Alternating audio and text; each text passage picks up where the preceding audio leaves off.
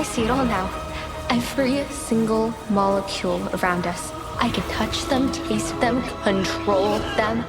Now, I know calling Atom Eve the most powerful character in the Injustice universe seems a little bit silly, considering how often she gets beaten up by the bad guys. But if you hear me out, it does actually make a lot of sense. First, let's go over her powers. She can control matter. She is able to rearrange molecules to turn one thing into something else. Seemingly like magic, she can make nearly anything out of thin air. Although technically she isn't creating it out of thin air, she's merely rearranging what's already there into a different form. But it basically ends up being the same thing. She can even control plants, meaning that she could end world hunger over a long weekend. Although for some reason she doesn't, but whatever. The only real limit to her power is that she can't affect animals and sentient life, due to mental blocks placed on her by her creators. I wish you were a puppy. And she can only overcome these at moments of extreme trauma. And then she gets control over all molecules and can do anything, from regrowing a limb to erasing people's memories. I am Samantha Eve Wilkins, and I defy you to even remember who I am. And the only limit she has in that state is her own imagination, which in fairness does seem to be quite lacking, to be honest, but we'll get to that in a moment. She also can't be killed. She may get beaten up a fair bit, true, but if you do actually manage to kill Atom Eve, then all you do is unlock her full powers, and in this state she is basically the same as Dr. Manhattan. She can control anything and everything around her instantly. In the past, she has even brought herself and others back from the dead, or at least back from the very brink of death. And in fairness, if someone is dead for too long, then she is unable to restore them, unfortunately. And she's also regrown her own leg, made herself and Invincible more powerful, increased the size of her boobs, because, hey, why not?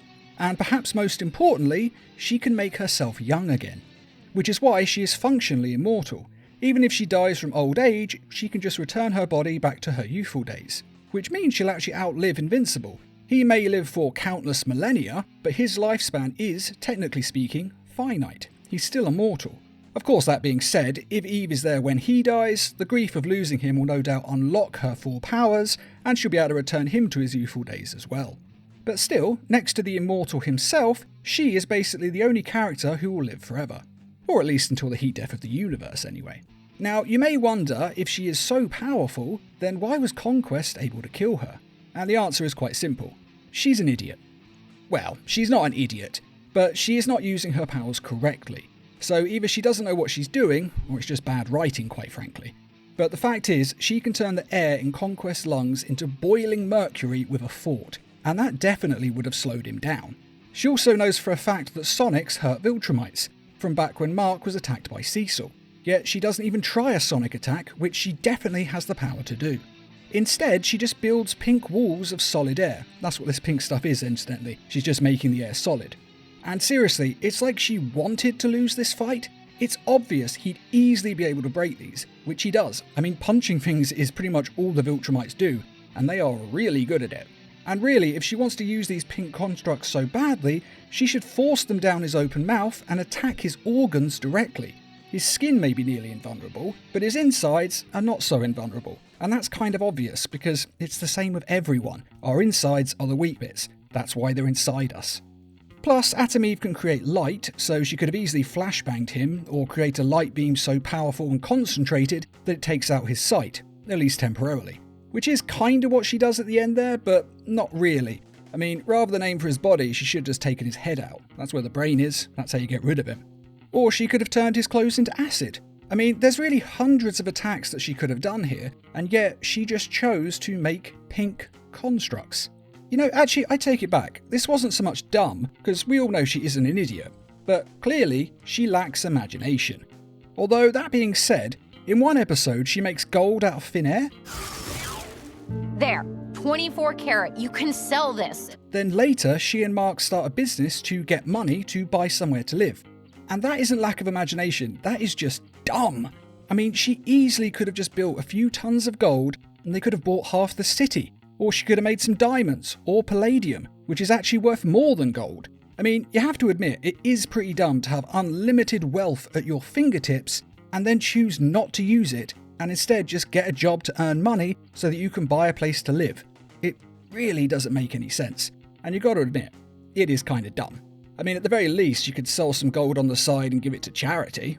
Doesn't even have to be vain about it, you know what I mean? But despite all of that limitation on her imagination, she is still the most powerful being in the universe, if she used her powers correctly. I mean, most of the time she's basically a demigod, and then when her powers are fully unlocked, she becomes a full-on god, able to do anything. And in that state, she is truly unstoppable and unlimited in what her powers can do. So really, you think she would work harder to unlock this power, because if she could get rid of those mental blocks in her head, she could just be a god all the time.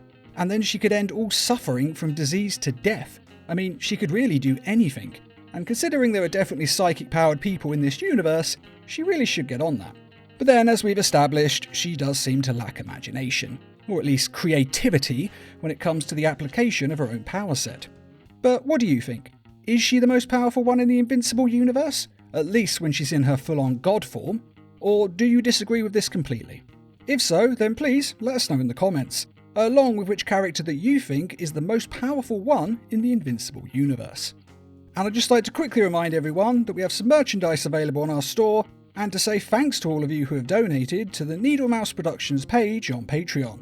And as always, thanks for watching, and feel free to subscribe, share, like, and comment.